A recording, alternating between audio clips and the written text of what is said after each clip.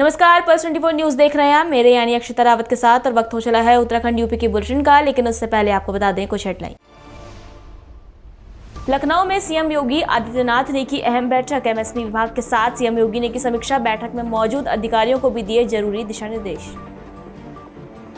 दिल्ली में सपा सांसद डिंपल यादव ने एसआईआर के मुद्दे को लेकर उठाए सवाल। सरकार और चुनाव आयोग पर डिंपल यादव ने साधा निशाना, कहा स्वतंत्र और निष्पक्ष होना चाहिए चुनाव। हल्द्वानी में पंचायत चुनाव में जिला पंचायत सदस्य पद पर लीला बिष्ट की हुई जीत। बीजेपी प्रत्याशी को हराकर दर्ज की अपनी जीत, कहा अब क्षेत्र का तेजी से होगा विकास। मसूरी में हरेला पर्व विशेष कार्यक्रम का हुआ आयोजन। कार्यक्रम में राज्य मंत्री सुभाष बड़वाल ने की मुख्य अतिथि के तौर पर शिरकत। मंत्री ने की पौधारोपण और पर्यावरण की रक्षा में भाग लेने की अपील। चलिए अब देखते हैं खबरें विस्तार से। उत्तर प्रदेश के सीएम योगी आदित्यनाथ ने लखनऊ में एमएसपी विभाग के साथ समीक्षा बैठक की। इस मौके पर सीएम ने बैठक में मौजूद अधिकारियों को भी जरूरी दिशा निर्देश दिए। दिल्ली में सपा सांसद डिंपल यादव ने एसआईआर के मुद्दे को लेकर सरकार पर निशाना साधा। उन्होंने कहा कि सरकार और चुनाव आयोग पर प्रश्न चिन्ह उठता है कि चुनाव के इतने पास एसआईआर जैसा गहन अभियान क्यों चलाया जा रहा है। उसके बाद 60 लाख मतदाताओं को हटा दिया गया है। कहीं ना कहीं ये दिखाता है कि सरकार स्वतंत्र और निष्पक्ष चुनाव पैच नहीं, क्योंकि यह प्रश्न चिन्ह उठा रहा है दोनों सरकार पे, इलेक्शन कमीशन पे भी, कि इलेक्शन के इतने पास जो ये एसआईआर जैसी इंटेंसिव एक्सरसाइज चलाई गई, आखिर क्यों चलाई गई। और ऊपर से आपने 60 लाख लगभग वोटर्स को जो घटा दिया है, तो कहीं ना कहीं इससे ये दर्शाता है कि सरकार नहीं चाहती है कि फेयर, फ्री एंड फेयर चुनाव हो। मालेगांव ब्लास्ट में फैसला आया है, सभी आरोपियों को दोषमुक्त कर दिया गया है, क्योंकि कोर्ट ने कहा है कि इसलिए मुक्त कर रहे क्योंकि एविडेंस नहीं है, लेकिन उनका सस्पेशन है, जिस तरह का जजमेंट आया है। और कहीं ना कहीं जिस वक्त ये जजमेंट आया है, ये भी अपने आप में एक प्रश्न चिन्ह उठाता है, क्योंकि इतनी बड़ी जो डिस्कशन हुआ है सिंदूर पे, और कहीं ना कहीं जिस तरह डोनाल्ड ट्रंप जो प्रेसिडेंट हैं यूएसए के, उनका जो बयान आया है, और जिस तरह उन्होंने भारत की इकोनॉमी को डेड कहा है, कहीं ना कहीं ये सब बातें छुपाने के लिए, और जिस तरह टैरिफ लगाया गया है लगभग 25% जो टैरिफ लगा है, कहीं ना कहीं हमारी इकोनॉमी को नुकसान होगा, हमारे देश के जो कारोबारी है, जो ट्रेडर्स है, उनका ये नुकसान होगा। कहीं ना कहीं ये सब बातें छुपाने के लिए मैं समझती हूँ जो टाइम चुना गया है इस तरह की घोषणा, इस तरह का जजमेंट का, तो कहीं ना कहीं ये सब प्रश्न चिन्ह उठाता है और जो सही मुद्दे हैं उनको दबाने के लिए यह दर्शाता है। दिल्ली में सपा सांसद डिंपल यादव ने एसआईआर के मुद्दे को लेकर सरकार पर निशाना साधा। उन्होंने कहा कि सरकार और चुनाव आयोग पर प्रश्न चिन्ह उठता है कि चुनाव के इतने पास एसआईआर जैसा गहन अभियान क्यों चलाया जा रहा है।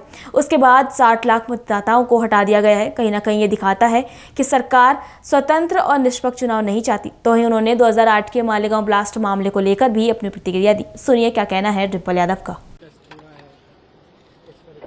नहीं, क्योंकि यह प्रश्न चिन्ह उठा रहा है दोनों सरकार पे, इलेक्शन कमीशन पे भी, कि इलेक्शन के इतने पास जो ये एसआईआर जैसी इंटेंसिव एक्सरसाइज चलाई गई, आखिर क्यों चलाई गई। और ऊपर से आपने 60 लाख लगभग वोटर्स को जो घटा दिया है, तो कहीं ना कहीं इससे ये दर्शाता है कि सरकार नहीं चाहती है कि फेयर, फ्री एंड फेयर चुनाव हो। मालेगांव ब्लास्ट में फैसला आया है, सभी आरोपियों को दोषमुक्त कर दिया गया है, क्योंकि कोर्ट ने कहा है कि इसलिए मुक्त कर रहे क्योंकि एविडेंस नहीं है, लेकिन उनका सस्पेशन है, जिस तरह का जजमेंट आया है। और कहीं ना कहीं जिस वक्त ये जजमेंट आया है, ये भी अपने आप में एक प्रश्न चिन्ह उठाता है, क्योंकि इतनी बड़ी जो डिस्कशन हुआ है सिंदूर पे, और कहीं ना कहीं जिस तरह डोनाल्ड ट्रंप जो प्रेसिडेंट हैं यूएसए के, उनका जो बयान आया है, और जिस तरह उन्होंने भारत की इकोनॉमी को डेड कहा है, कहीं ना कहीं ये सब बातें छुपाने के लिए, और जिस तरह टैरिफ लगाया गया है लगभग 25% जो टैरिफ लगा है, कहीं ना कहीं हमारी इकोनॉमी को नुकसान होगा, हमारे देश के जो कारोबारी है, जो ट्रेडर्स है, उनका ये नुकसान होगा। कहीं ना कहीं ये सब बातें छुपाने के लिए मैं समझती हूँ जो टाइम चुना गया है इस तरह की घोषणा, इस तरह का जजमेंट का, तो कहीं ना कहीं ये सब प्रश्न चिन्ह उठाता है और जो सही मुद्दे हैं उनको दबाने के लिए यह दर्शाता है। हल्द्वानी के गोलापार में चोर गलियां अमखेड़ा में जिला पंचायत सदस्य पद पर निर्दलीय प्रत्याशी लीला बिष्ट ने बीजेपी प्रत्याशी अनीता बेलवाल को बड़े अंतर से चुनाव में हराया है। उन्होंने अपनी जीत का श्रेय अपनी जनता और पति अर्जुन को दिया। इस मौके पर लीला बिष्ट ने कहा कि अब क्षेत्र में तेजी से विकास का कार्य किया जाएगा। और क्या कार्य गोलापार चोर गलियां क्षेत्र के लिए करेंगे अब? देखिए, मैं तो इतनी खुशी मुझे मिल रही है कि अभी तो हम 2200 वोटों से आगे चल रहे हैं और मेरी देवतुल्य जनता, सारा आशा तो देवतुल्य जनता का है। ये मेरी नहीं, मेरी जनता की जीत है। चोरगलिया गोलापार की जनता की जीत है। क्या कार्य आप करेंगे? पूरे गोलापार चोरगलिया एक बड़ा क्षेत्र आपका है। देखिए, कार्य तो हमने बहुत सारे किए हैं, जिनके बारे में मैं आप लगातार सामाजिक कार्यों में आगे रहते हैं। कार्य बहुत कर रखे हैं। हाँ, कार्य तो हमने इतने करे हैं कि आज जनता ने दिखा भी दिया कि हमने क्या किया है जनता के लिए, और आगे भी करेंगे। पूरा प्रयास, पूरे मेहनत के साथ, तन मन धन से हम अपनी जनता का इतना आगे भी किया है, अभी भी किया है, आगे भी किया और हमेशा करेंगे। जीत का श्रेय किसे देंगे आप? देवतुल्य जनता को देंगे हम तो। गोलापार चोरगलिया की जनता को देंगे। सारी जीत का श्रेय उनका ही है। ये हम नहीं, बल्कि हमारी देवतुल्य जनता जीती है। मसूरी में बीजेपी मंडल और रॉबर्ट वर्ल्ड संस्था के संयुक्त प्रयास से नगरपालिका सभागार में हरेला पर्व पर विशेष कार्यक्रम आयोजित किया गया। कार्यक्रम में विभिन्न स्कूलों के छात्र छात्राओं ने कविता वाचन और चित्रकला के माध्यम से पर्यावरण संरक्षण का सशक्त संदेश दिया। इस मौके पर राज्य मंत्री सुभाष बड़वाल ने मुख्य अतिथि के तौर पर कार्यक्रम का शुभारंभ किया। मंत्री बड़वाल ने बच्चों की रचनात्मकता की सराहना करते हुए सभी से पौधारोपण और पर्यावरण की रक्षा में भाग लेने की अपील की। आज हरेला के पर्व पर इन्होंने जो है ये कार्यक्रम रखा था, और मैं जिस तरह की कविताएं बच्चों की सुन रहा हूँ तो मुझे वास्तव में हतप्रभ हूँ कि इसी स्तर पर बच्चे जो है इतने बढ़िया ढंग से सोचते हैं, और सभी ने अपने अपने हिसाब से लिखी है, अपनी ही लेखनी से लिखी है। तो कोई उन्होंने ऐसा पर्यावरण के क्षेत्र में कोई सेक्टर उन्होंने छोड़ा नहीं जिस पर लिखा नहीं। हो सकता है थोड़ा लय में जो है कोई रह जाता है, वो तो गायक का काम है करना, लेकिन जो लिखा है उन्होंने वो बहुत ही बेहतरीन लिखा है। और ये अलग दुनिया है। इसके बीच में यदि मैं समझता हूँ कि समाज के तमाम प्रहरी अगर इन बच्चों के बीच में आएँ और आकर इनके अनुभवों को शेयर करें, साझा करें, तो इस देश का भला होगा, समाज का भला होगा, राजनीति का भला होगा, व्यापार का भला होगा, जो हमारे सरकारी सेक्टर है उसका भला होगा। तो मैं तो ये चाहता हूँ कि अधिकारी, नेता, व्यापारी, डॉक्टर, इंजीनियर, वो सब इन बच्चों के बीच में इस तरह के जो कार्यक्रम आएँ और उनसे जो है वो बच्चे उनसे मोटिवेट ना हो, बल्कि वो इन बच्चों से मोटिवेशन लेकर जाए, क्योंकि इनके पास हमको देने के लिए इनोसेंसी है, जिसे कहते हैं कि निर्दोषता जो है इनके बच्चों के मन में रहती है, और एक जिजीविषा जो आगे बढ़ने की होती है, वो देश को आगे ले जाने वाले जो लोग हैं उनको आना चाहिए इनके बीच में। हरेला पर्व की बहुत बहुत बधाई देना चाहूँगा। आज नगर पालिका मसूरी में भारतीय जनता पार्टी और सहयोग रॉबर्ट वर्ल्ड द्वारा आज यहाँ पे कविता वाचन और चित्रकला प्रतियोगिता की गई, जिसमें लेकिन भारतीय जनता पार्टी और रॉबर्ट वर्ल्ड द्वारा हरेला जुलाई के पूरे महीने, अगस्त के पूरे महीने यहाँ पे किया गया। आज अगर हम इस कार्यक्रम की बात करें, यहाँ पे मसूरी के मेजॉरिटी स्कूल्स ने पार्टिसिपेट किया, भाग लिया, जिसमें से अगर मेरे को याद आए तो Saint clears, CGM वेवली, CGM Hampton court और हमारे शिशु मंदिर से बहुत बच्चे थे जो जीत के गए हैं आज इन प्रोग्राम्स में। तो उन सभी को मैं बहुत बहुत बधाई देना चाहूँगा। जैसे कि हम सब जानते हैं कि कहते हैं कि आर्ट कंपटीशन से और इससे कैसे प्रकृति के लिए कोई कैसे किस तरीके से उनके में सुझाव आ सकता है। आप ये देखिए, जब भी कोई बच्चा अगर पेड़ भी बना रहा है या पेड़ के बारे में कविता लर्न कर रहा है, अगर मैं कहता हूँ उसमें से 1% बच्चे भी अगर उस पर्यावरण से कनेक्ट हो गए तो जो हमारा समाज में बदलाव आना चाहिए वो बहुत बड़ा हो सकता है। और इस बड़े स्तर पे आज नगर पालिका में आपने कभी सुना नहीं होगा कि कांग्रेस के थ्रू या किसी और पार्टी के थ्रू ऐसा कोई कार्यक्रम किया गया। बच्चों के लिए भारतीय जनता पार्टी जो सिर्फ देश के विकास के लिए करती है, उन्होंने युवाओं को भी पकड़ा कि उन्हें सही मार्ग दिखाया जाए, तो उनका भी मैं बहुत धन्यवाद करना चाहता हूं। गोंडा में प्रियंका निरंजन ने जिलाधिकारी के तौर पर अपना कार्यभार ग्रहण कर लिया है। इस मौके पर डीएम ने कहा कि शासन और प्राथमिकताओं के आधार पर ही काम किया जाएगा। साथ ही कहा कि जितनी भी शिकायतें आएंगी उन सभी शिकायतों का समय पर निस्तारण होगा, वरना दोषियों के खिलाफ कार्रवाई की जाएगी। तो वहीं उन्होंने कहा कि किसी भी भूमाफिया भ्रष्टाचारियों को बिल्कुल भी बख्शा नहीं जाएगा। आज गोंडा जिलाधिकारी के तौर पर मैंने चार्ज लिया है और मेरी जो प्राथमिकताएं होंगी माननीय मुख्यमंत्री जी की प्राथमिकताओं के अनुरूप सर्वप्रथम जो शासन की योजनाएं हैं उनको जन सामान्य तक पहुंचाना, और दूसरा उनकी शिकायतों का गुणवत्तापूर्ण निस्तारण सुनिश्चित करना, ताकि जो भी शासन की प्राथमिकताएं हैं वंचित वर्ग के कल्याण की वो सभी सही मायनों में पूरी की जा सके। खासकर गोंडा दबंगई के मामले भी जाना जाता है, क्या रहेगा आपका इन सब मामलों में एक्शन? जैसे कि मैंने कहा, माननीय मुख्यमंत्री जी की प्राथमिकताओं के अनुरूप सभी जन सामान्य के कल्याण के लिए कार्य करना और उनकी शिकायतों का निस्तारण, बाकी शेष जैसे ही शासन के निर्देश के अनुसार ही हम लोग सारी कार्रवाई करेंगे। फरियादियों को लेकर क्या कुछ व्यवस्था रहेगी शिकायतों को लेकर? माननीय मुख्यमंत्री जी ने जैसे जनता दर्शन की जो हमारी व्यवस्था रखी है, जनता दर्शन में शिकायतों का गुणवत्तापूर्ण और समयबद्ध निस्तारण सुनिश्चित किया जाना, IGRS इत्यादि शिकायतों का भी गुणवत्तापूर्ण निस्तारण सुनिश्चित किया जाना, यही हमारे प्रशासन की और शासन दोनों की ही प्राथमिकता है। भू माफिया में यहाँ पे हावी है, इसके लिए क्या व्यवस्था रहेगी? जैसा भी जो भी शिकायत। गोंडा जिले के गीत इंटरनेशनल स्कूल में स्मार्ट वैल्यू के 25वें स्थापना दिवस के अवसर पर भव्य कार्यक्रम का आयोजन किया गया, जहां बेटी बचाओ बेटी पढ़ाओ थीम के साथ कार्यक्रम की शुरुआत हुई, जिसके साथ ही महिला थाना की तरफ से मिशन शक्ति अभियान के तहत बालिकाओं को जागरूक किया गया। साथ ही सरकार की ओर से जारी विभिन्न हेल्पलाइन नंबरों के बारे में भी जानकारी दी गई। तो वहीं कार्यक्रम में मुख्य अतिथि के तौर पर शामिल हुए अरविंद कुमार शर्मा ने कहा कि स्मार्ट वैल्यू आज पूरे भारत में मजबूती से काम कर रहा है। अभी से बता रहे थे कि साइबर फ्रॉड क्या है और 1090 क्या है। 1090 के बारे में बताना चाहेंगे। 1090 वुमेन पावर हेल्पलाइन नंबर है। इसमें आप अपनी शिकायत किसी भी समय दर्ज करा सकती हैं। आपको कोई भी समस्या है, आप कहीं और नहीं जाना चाहती हैं, अपने फ़ोन से अपने घर पे बैठ के आप अपनी शिकायत दर्ज कर सकती हैं। लोगों को डर रहता है कि जाएंगे थाना पुलिस चौकी काटेंगे के चक्कर काटेंगे, बदनामी होगी, तो आप अपनी शिकायत अपने फ़ोन से दर्ज करा सकती हैं। आपकी शिकायत लखनऊ मुख्यालय में महिला शिकायत द्वारा उठाई जाएगी, आपकी समस्या सुनी जाएगी, आपसे पूछा जाएगा कि आपके सबसे निकटतम पुलिस चौकी या पुलिस स्टेशन क्या है। आपको सही बताना है कि पुलिस वहाँ से आपकी कंप्लेंट यहाँ फॉरवर्ड की जाएगी, फिर पुलिस आपको थाना चौकी के चक्कर नहीं काटना पड़ेगा, पुलिस आपके घर आएगी, आपकी समस्या का समाधान होगा। और 112 इमरजेंसी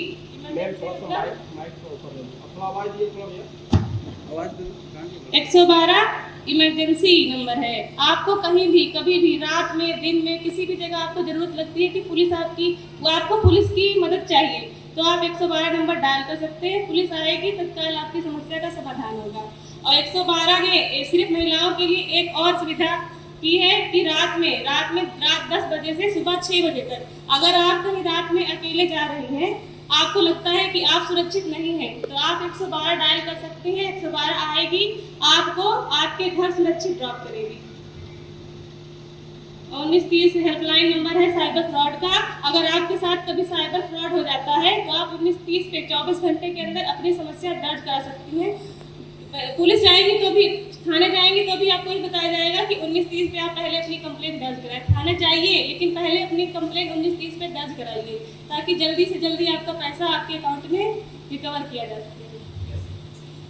सर, ये स्मार्ट वैल्यू का जो कार्यक्रम है, ये आज हमारा स्मार्ट वैल्यू 25 साल से सक्सेसफुली तरीका से काम कर रही है। और आज देखा जाए तो हम लोग यहाँ पे एक एक्टिविटी हम लोग कर रहे हैं, जो एक्टिविटी है बेटी बचाओ बेटी पढ़ाओ को लेकर के। और साथ में यहाँ पे हम लोग यहाँ पे सभी को स्मार्ट वैल्यू आज 25 साल के अंदर में अगर मैं बात करूँ तो आज ये संस्था किस चीज़ को लेकर काम कर रहा है। पहला education, health, life style, personal care, beauty care, home care, agriculture को लेकर के आज संस्था समाज में काम कर रहा है। साथ में देखा जाए यहाँ पे लोगों को सेल्फ डिपेंड होने का, साथ में पर्सनालिटी डेवलपमेंट, कम्युनिकेशन स्किल, और यहाँ से हर एक युवाओं को एक जागरूक किया जाता है कि लोग अपने पैर पे कैसे खड़ा हो सकता है।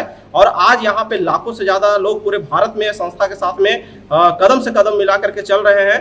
तो यही मैं मैसेज दूंगा कि आने वाला टाइम में जिस तरह से बेरोजगारी बढ़ते जा रही है, तो हर इंसान के पास एक कोई ऐसा जरिया जरूर मिलना चाहिए जिससे अपना खुद के करियर को डेवलप कर पाए। और हमारा स्मार्ट लोग पूरा 25 साल से यही काज में लगा हुआ है। और साथ में देखा जाए तो समाज में वो चीज़ को लेकर संस्था काम करे जो हमारे समाज में लोगों की जरूरत है। अगर बात करें स्मार्ट वैल्यू की, तो ये लगभग आज भारत में कितने स्टेटों में सक्रिय है?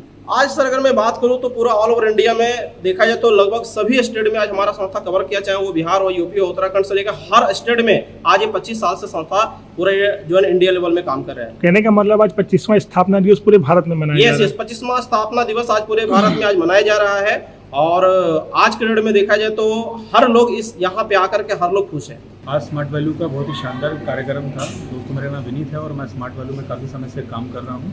और आज के प्रोग्राम में हमारा जो मेन टॉपिक था बेटी बचाओ बेटी पढ़ाओ, जिसमें काफ़ी पुलिसकर्मी भी हमारे बीच में मौजूद हुए और मैडम ने काफ़ी अच्छा उस पर स्पीच दिया।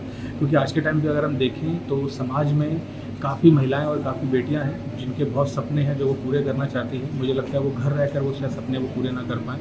तो स्मार्ट वैल्यू ने उन सभी के लिए, चाहे वो महिलाएं हों, चाहे वो बुजुर्ग हों, और चाहे वो 18 साल से ऊपर का कोई भी व्यक्ति हो जो ऐसा कमाना चाहता है, जिसने सपने देखे हैं, वो सपनों को पूरा करना चाहता है, तो वो स्मार्ट वैल्यू में आकर वो अपने सपनों को पूरा कर सकता है। उसके लिए उसको स्मार्ट वैल्यू को जानना होगा, स्मार्ट वैल्यू को समझना होगा और बेसिकली स्मार्ट वैल्यू किस तरीके से काम करता है उसको भी उसको समझना होगा। तो दोस्तों जिन्होंने अगर सपने देखे हैं और वो अगर वाकई में पूरे करना चाहते हैं तो मुझे लगता है उनको स्मार्ट वैल्यू के साथ जुड़ना चाहिए, स्मार्ट वैल्यू को समझना चाहिए और अपने सपनों को लगातार पूरे करते रहें। स्मार्ट वैल्यू कितने कॉन्सेप्टों के साथ काम कर रही है आज? स्मार्ट वैल्यू की बात करूं तो स्मार्ट वैल्यू 25 सालों से भारत में काम करती आ रही है और स्मार्ट वैल्यू बहुत सारी प्रोडक्ट कैटेगरीज पे काम करती है, जिसमें कि वो स्वास्थ्य के लिए फूड सप्लीमेंट्स भी उपलब्ध कराती है, साथ ही साथ वो खेतीबाड़ी के माध्यम से भी काम करने का मौका देती है। साथ ही साथ जैसे जैसे अगर मैं देखूँ तो हमारी जो रोज़मर्रा ज़िंदगी की ज़रूरतें हैं उसके भी प्रोडक्ट हमें उपलब्ध कराती है, चाहे उसमें हमारे किचन के मसाले हों, चाहे उसमें हमारा पर्सनल केयर के प्रोडक्ट हों, चाहे वो हमारे कॉस्मेटिक केयर के प्रोडक्ट हों। उसके अलावा अगर मैं बात करूँ लाइफस्टाइल के प्रोडक्ट भी स्मार्ट वैल्यू उपलब्ध कराता है, जो कि आज के टाइम पे अगर हम देखें तो हर किसी की ज़रूरत है, तो हर किसी को प्रोडक्ट चाहिए और वो प्रोडक्ट को जानना चाहता है, समझना चाहता है, तो वो स्मार्ट वैल्यू को जरूर समझे। बच्चों को क्या मैसेज देना चाहेंगे जो आज घर में बैठकर रील्स कॉल कर रहे हैं और आगे बढ़ने के बारे में नहीं सोच रहे हैं? उन लोगों को मैं ये मैसेज देना चाहूँगा कि अगर वो लाइफ में कुछ करना चाहते हैं, बेसिकली अगर मैं देखूँ अगर वो नौकरी ना करना चाहें, वो बिज़नेस करना चाहते हैं, तो बिज़नेस करने के लिए उनको स्मार्ट वैल्यू को समझना चाहिए, स्मार्ट वैल्यू के प्रोग्राम को अटेंड करना चाहिए, ताकि वो देख पाए कि वो अपनी लाइफ में बहुत कुछ आगे कर सकते हैं और आगे भी लाइफ में बहुत कुछ करने के लिए है। क्योंकि आज के टाइम पे अगर मैं देखूँ यूथ का एक ही सोचना होता है कि हम 25 या 30 साल के बाद कुछ सोचेंगे, फिर देखेंगे, फिर कुछ करेंगे। लेकिन मुझे ऐसा लगता है कि आप लोग अपनी टीन एज में आपको फैसला लेना चाहिए कि आपको क्या करना है, क्या करना चाहिए और आप क्या बनना चाहते हो। तो मुझे लगता है जो भी लोग पैसे कमाना चाहते हैं, चाहे वो एक हमारी टीनेज जनरेशन है जो घर बैठी है, जो काम नहीं करना चाहती, मुझे लगता है उनको भी इस प्लेटफॉर्म को जानना चाहिए, समझना चाहिए, ताकि उसमें से वो लोग भी अपने सपनों को पूरा कर सके और उनको भी रोज़गार मिल सके। नाम अमर सोनी हुआ, मैं स्मार्ट वैल्यू लिमिटेड संस्था में काम करता हूँ। सबसे पहले सभी मीडिया प्रभारी दोस्त को नमस्कार। और आज स्मार्ट वैल्यू लिमिटेड संस्था के बारे में अगर बात करें तो आज पिछले 25 सालों से कार्यरत है और आज पूरे भारत में 24 राज्यों में स्मार्ट वैल्यू काम कर रही है।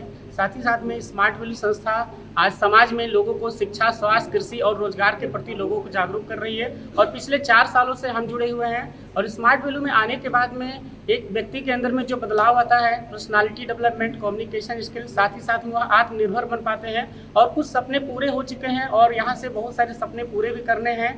और स्मार्ट वैल्यू लिमिटेड को थैंक यू बोलते हैं कि आज पूरे भारत देश में देखा जाए सक्सेसफुली काम कर रही है। साथ ही साथ में हम लोग उसमें जुड़ करके काफ़ी लोगों को जागरूक कर रहे हैं।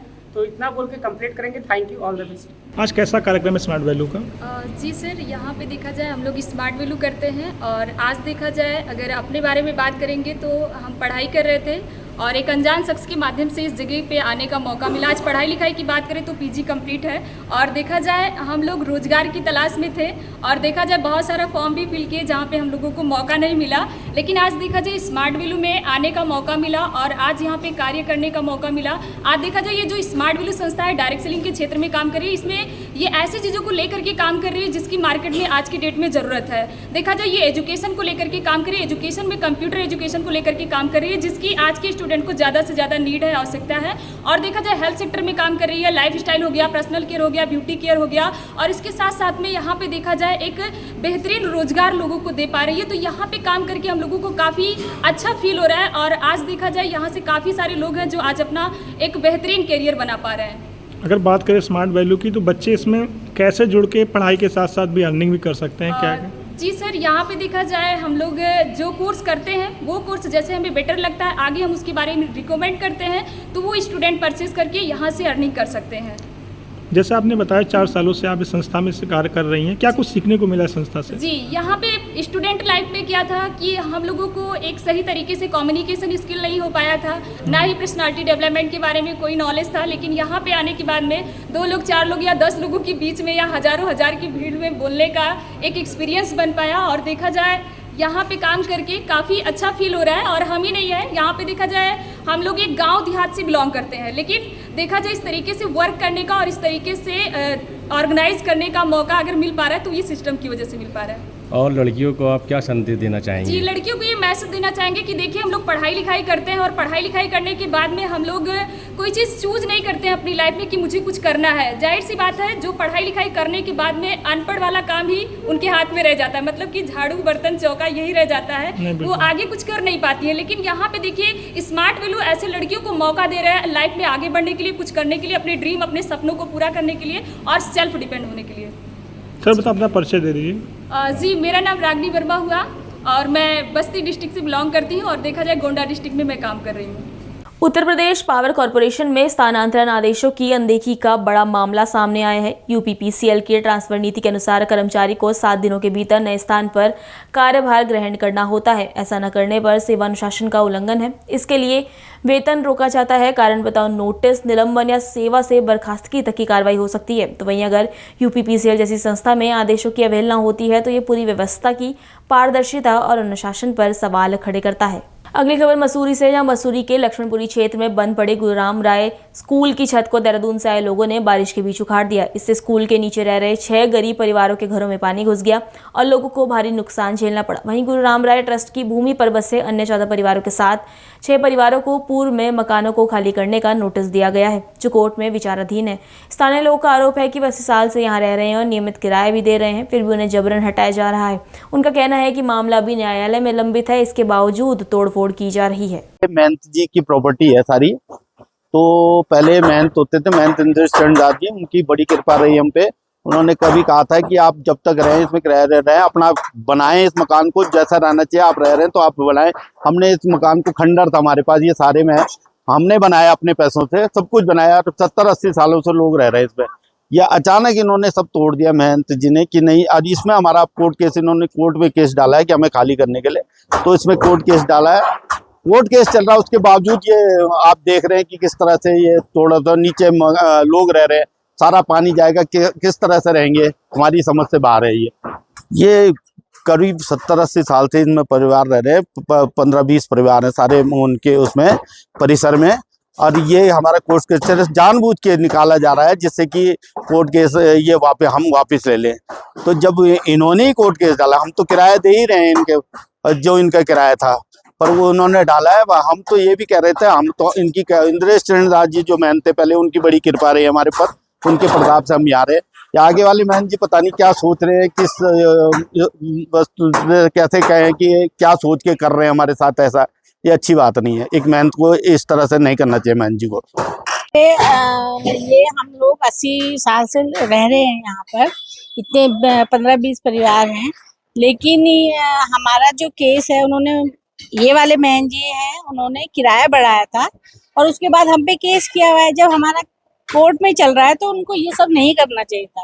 और मेरे हिसाब से महंत का काम है लोगों को घर देना, ना कि उनके घर तोड़ना, ठीक है। और दूसरा ये है कि इस समय पे बारिश के टाइम है, उनके वहाँ नीचे लोग रहते हैं, सारे घरों में पानी जाएगा, जिससे कि उन्हें बहुत परेशानी होगी। और ये लोग अचानक आए, या तो बताते कुछ बोलते, इन्होंने कुछ बताया नहीं किसी को, और अचानक से आके ये सब करना शुरू कर दिया। जब तक पहले वाले महंत जी ने कहा तुम्हें कोई नहीं निकालेगा, कभी भी कोई नहीं निकालेगा, जितने सालों तक तुम रहना चाहते हो रहो, इसलिए हमने इस पे पैसे भी लगाए।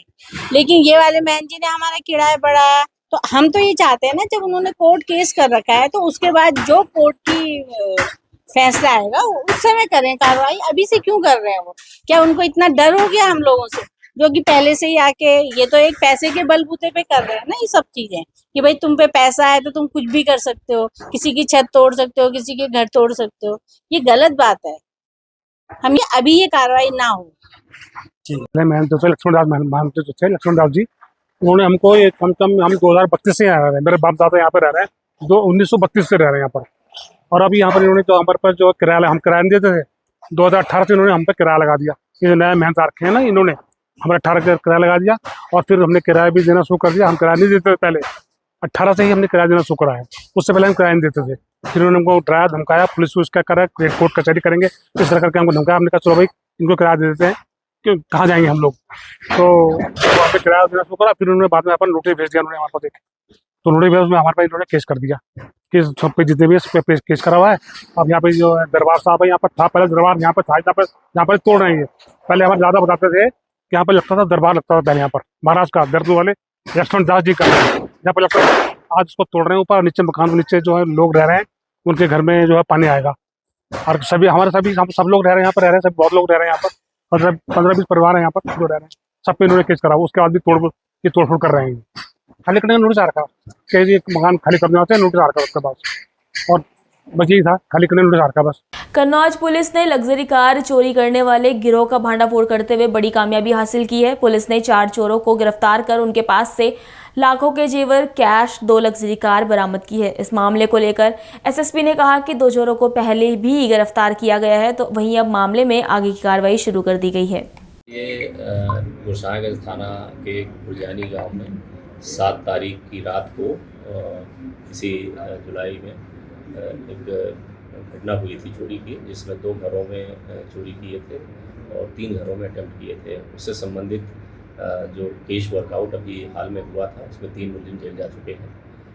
जो शेष 4 थे उनकी तलाश के लिए हमारी टीम लगी हुई थी, जिसमें हमारे एसओजी प्रभारी, सर्विलांस प्रभारी और थाना गुरसागंज पुलिस ने संयुक्त रूप से मिलकर के 4 अपराधियों को गिरफ्तार किया है। इसमें जो इस गैंग का मास्टरमाइंड है आकाश, जो सीतापुर का रहने वाला है, इसके साथ अभी के लिए इतना ही। खबरों के लिए बने रहिए पल्स 24 न्यूज़ के साथ। तब तक के लिए नमस्कार।